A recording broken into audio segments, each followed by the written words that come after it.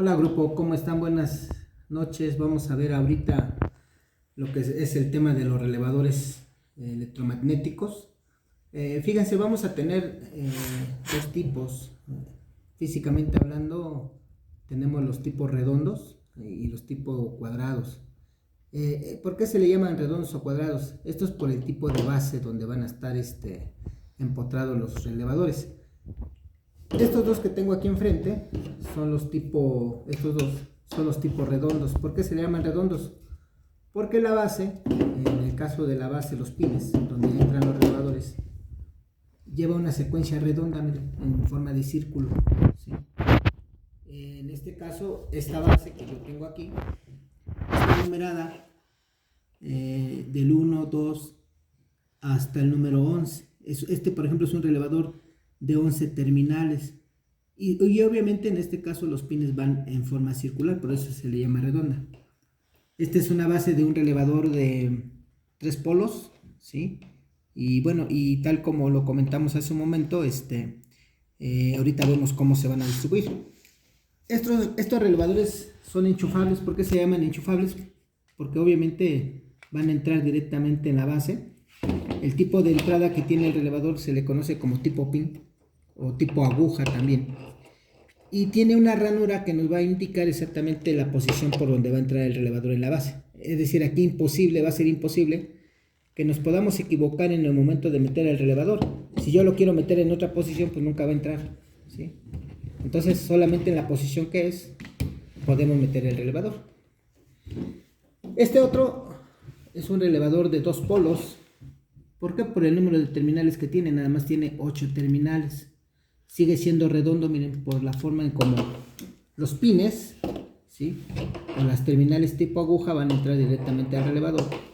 Igual tiene una ranura que va a permitir la posición nada más del relevador, y en una posición va a entrar. En el caso de los relevadores cuadrados, acuérdense, tenemos 3 tipos, de 2 polos, 3 polos, 4 polos. Yo aquí en este ejemplo tengo un relevador inclusive hasta de un polo. Tengo el relevador de un polo, ¿sí? Este tipo de relevador. Y tengo uno de 4 polos. Este de un polo es electrónico, le llaman electrónico, porque miren, si se dan cuenta es un relevador miniatura, ¿sí? Y en este caso va a tener dos polos. Este es el de 2 polos, ¿no? Aquí, ¿por qué se llama cuadrado o rectangular? Porque las entradas de los polos es exactamente por columnas. En esta primera columna va a aparecer un polo, en esta segunda columna otro polo. Y en este caso, las terminales que tiene son terminales también de cuadradas, le llaman, tipo aguja, que van a entrar directamente en la base a presión simplemente, ¿no? Es imposible que nos lleguemos a equivocar porque la posición de los contactos cambia directamente en la base. Entonces, si yo los quiero cambiar, pues nunca van a entrar, o sea, simplemente los contactos no van a entrar. Entonces, no hay problema de equivocarse en este caso en la posición, y lo que va a pasar es que el relevador entra simplemente a presión. Entonces ahí metemos a presión y ya está conectado el relevador en la base. Por ejemplo, en el caso de esta base todavía pueden tener 2 terminales más para una lámpara de señalización, ¿sí?, o para algún elemento adicional que pueda llevar en este caso la base del relevador. Tenemos este otro electromagnético. Este es un relevador electromagnético cuadrado de 4 polos. ¿Por qué que son 4 polos? Por las columnas o las terminales que tiene, 1, 2, 3, 4. Y los polos van por columna. Aquí igual vamos a quitar las terminales, que también se le conoce como terminales tipo cuchilla. Estas terminales del relevador son tipo cuchilla. Y bueno, y un polo cada columna es un polo del relevador, entonces por lo tanto vemos que tenemos 4 polos. Las 2 terminales que sobran, generalmente estas son las terminales de la bobina. Lo mismo va a pasar en la base, simplemente las vamos a colocar directamente en la base, y tiene una sola posición, entonces es imposible de que nos podamos equivocar directamente en el relevador. Los relevadores electromagnéticos, muchachos, por el voltaje que van a estar trabajando, por el voltaje de alimentación, se van a estar determinando exactamente por el voltaje de la bobina de alimentación. Esos datos los vamos a encontrar aquí en el mismo relevador. En el caso de este cuadrado, por ejemplo, miren, aquí está el símbolo de bobina y me dice que la bobina de este relevador es a 110 volts. Todos los relevadores traen esos datos. Acá en la parte inferior, bueno, en un costado, me dice el voltaje de los cuales los contactos pueden soportar. Por ejemplo, me dice que estos contactos pueden soportar 6 amperes, metiendo un voltaje de alimentación por contacto de 250 volts. O pueden soportar 1 ampere cuando se está alimentando, en este caso, el relevador con 24 volts, ¿sí? Con 240 volts. Entonces aquí nos da la corriente que puede soportar los contactos eléctricos y el voltaje de bobina. Para este modelo, estos serían los datos de ese relevador. Relevador obviamente de 4 polos. En el caso de este electrónico, ¿sí? Si ustedes se dan cuenta, igual aquí viene el símbolo de la bobina, es una marca ABB. Y dice que este relevador va a trabajar con bobina de 110 y y las corrientes que puede soportar también, ¿no? ¿Sí? 8 amperes en 250 volts y 1 ampere a 240 volts.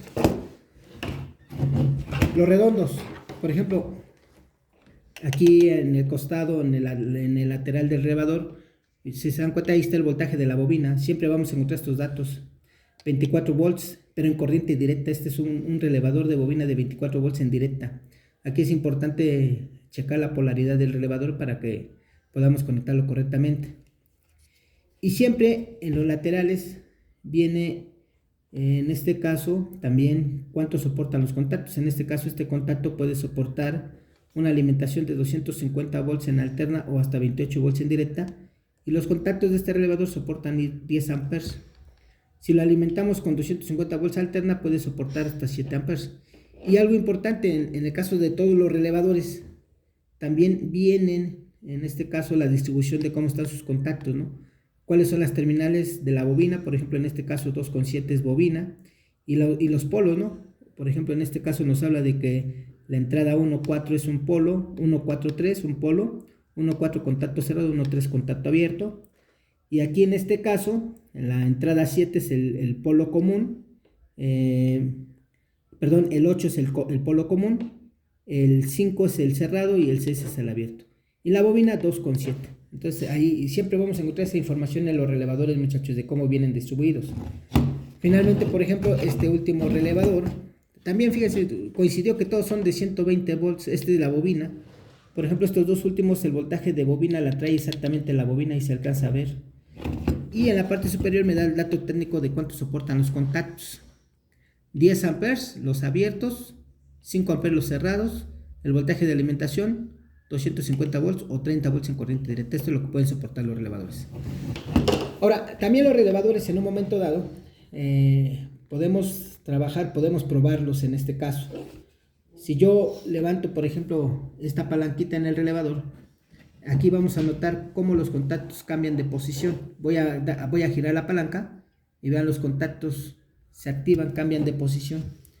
¿Esto para qué sirve? Voy a quitar la palanca, miren, se regresa a la posición, vuelvo a activar la palanca y ahí se observa cómo los contactos se activan. Estoy haciendo la función manual como si estuviéramos conectando la bobina del relevador.